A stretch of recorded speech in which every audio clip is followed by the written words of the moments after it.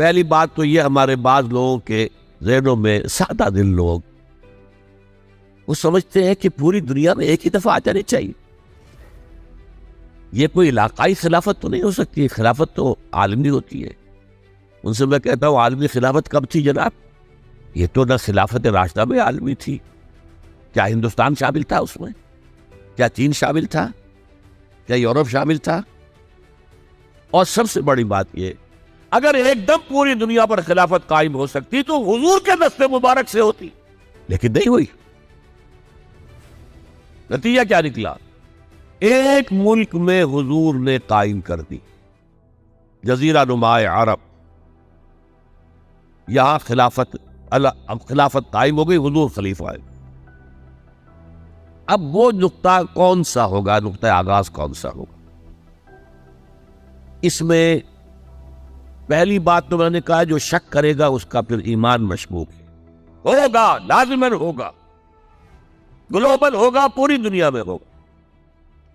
कहां से शुरू होगा इसमें आप इख्तिलाफ कर सकते, लेकिन मुझे तो दो हदीसें तो मिली है जिनसे यह अंदाजा होता है कि ये इस मशरकी खित्ते से होगा, अरब के मशरिक की जानिब किसी मुल्क से हो, किसी खित्ते से होगा। वो हदीसें भी अब आप पढ़ लीजिए पहले।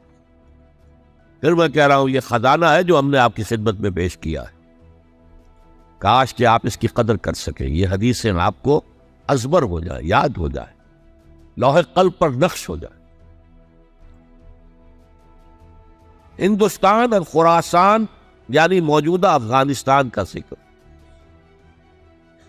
इब्न माजा की रिवायत है, अन अब्दुल्लाह इब्न हारिस रज़ी अल्लाह तआला अन्हु, हज़रत अब्दुल्लाह इब्न हारिस फरमाते हैं रज़ी अल्लाह तआला अन्हु कि हुज़ूर ने इरशाद फरमाया, मशरिक की तरफ से वो फौजें निकलेंगी, लोग आएंगे जो अरब में मेहदी की हुकूमत कायम करें।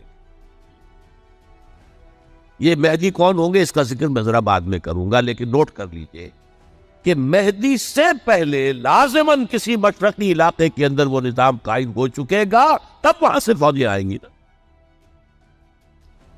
ये मशरिक कौन सा है?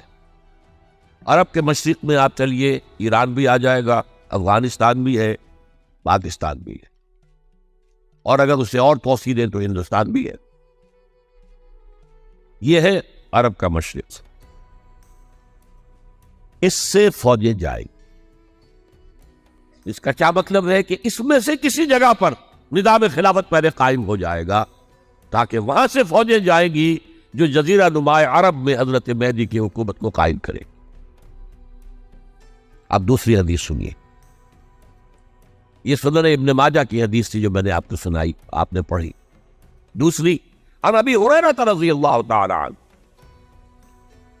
ये तिर्मिज़ी शरीफ की रिवायत है, क़ाल क़ाल रसूलुल्लाह सल्लल्लाहु अलैहि वसल्लम, खुरासान के इलाके से सियाह झंडे लेकर फौजें आएंगी, उनका रुख कोई मोड़ नहीं सकेगा, उनको पीछे फेर नहीं सकेंगे कोई भी, यहां तक कि वो यरूशलेम में जाकर झंडे नस्ब कर देंगे। एलिया हुजूर के जमाने में यरूशलेम को कहते, ये यरूशलेम था जब हजरत सुलेमान की हुकूमत थी, और यहां पर माबद सुलेमानी, हैकल सुलेमानी कायम हुआ। फिर ये यरूशलेम ही रहा है तारीख में, यहां तक कि सन 70 ईस्वी में जब टाइटस रूमी जनरल ने इसको गिराया, खत्म किया, सेकंड टेंपल गिरा दिया, और यहां से यहूदियों को निकल जाओ, यहां से कोई यहूदी बाकी नहीं रहा, तब बिल्कुल तहबाला बर्बाद कर दिया।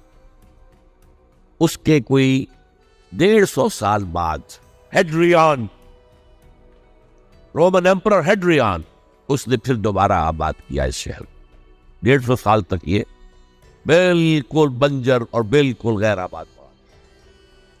अब हेड्रियन ने जब आबाद किया तो इसका नाम एलिया रखा, अब यरूशलेम नाम नहीं। तो हुजूर के जमाने में फिर इसका नाम एलिया, और अब इससे क्या मालूम हो रहा है कि ये यरूशलेम मुसलमानों के कब्जे से उस वक्त निकला हुआ होगा।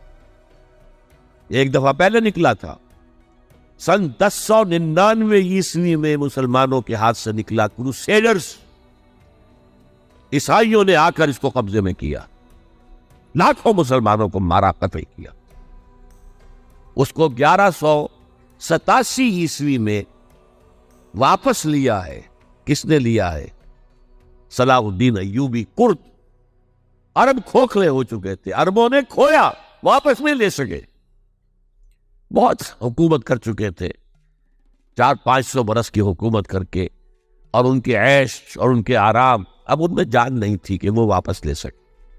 वापस लेने वाला गरम कुर्द खून था, सलाहुद्दीन अय्यूबी। तो गोया कि अब आप समझिए कि 88 बरस तक ईसाइयों का कब्जा रहा यरूशलेम। अब 1967 में यहूदियों ने कब्जा किया है, और अब 38 बरस तो हो गए, 88 नहीं तो 38 बरस तो हो गए। लेकिन वो दौर आएगा कि अब फिर लेंगे। लेने वाले अरब भी नहीं होंगे, खुरासान के इलाके से फौजें आएंगी। ये खुरासान क्या था? एलिया तो मैंने आपको बता दिया, यरूशलेम का नाम है। खुरासान उस जमाने में एक बहुत बड़े मुल्क को कहते थे। कुछ हिस्सा पाकिस्तान का भी उसमें शामिल, कुछ हिस्सा ईरान का भी है। ईरान के उस हिस्से को अब भी खुरासान कहते हैं, वो एक सूबा है। खुरासान एक सूबा है ईरान का, छोटा सा। पाकिस्तान में खास तौर पर यह जो इलाका मालाकंड एजेंसी कहलाती है, इससे ऊपर जितना इलाका है, और ये जो वाखान की एक पट्टी आती है ऊपर, वाखान अफगानिस्तान की एक पट्टी सी दुम सी चली आती है, जो जाकर चाइना की सरहद से मिल जाती है। यहां से लेके यहां तक ये जो मालाकंड का वो दरा है और पहाड़ है, ये भी खुरासान का हिस्सा है। बाकी तकरीबन 2/3 ऑफ अफगानिस्तान साउदर्न हिस्सा नहीं है खुरासान का हिस्सा, ये सीस्तान कहलाता था, ये खुरासान नहीं है। लेकिन ये कि ऊपर का 2/3 ऑफ अफगानिस्तान, और उसके साथ ये जो अरब, जो अब ये तुर्क ममालिक आजाद हुए हैं सोवियत यूनियन के डिसोल्यूशन के साथ, ये सारा इलाका कहलाता है खुरासान बुजुर्ग, द ग्रेट खुरासान। एक मरतबा एक यहाँ का जो काउंसिलेट ईरान का, वो आए थे मेरे पास, उनके एक अहम आदमी। उनसे मैंने पूछा खुरासान, तो पहले तो उनका खुरासान हमारा एक सूबा है। मैंने कहा नहीं, मुझे खुरासान, ओ खुरासान बुजुर्ग, वो जो आप द ग्रेटर खुरासान की बात कर रहे हैं, वो ये था। फिर मैंने और तरीकों से भी तहकीक की। पहले ख्याल था कि पूरा अफगानिस्तान उसमें शामिल है, लेकिन अब मालूम हुआ कि नहीं, ये जो जनूबी हिस्सा है ये सीस्तान कहलाता था। कुछ बलोचिस्तान का हिस्सा उसमें शामिल था, और कुछ ये जनूबी हिस्सा अफगानिस्तान। यहां से फौजें जाएंगी, और ये फौजें जाकर खुरासान से चलकर एलिया पहुंचेंगी, यरूशलेम पहुंचेंगी, और अपने झंडे गाड़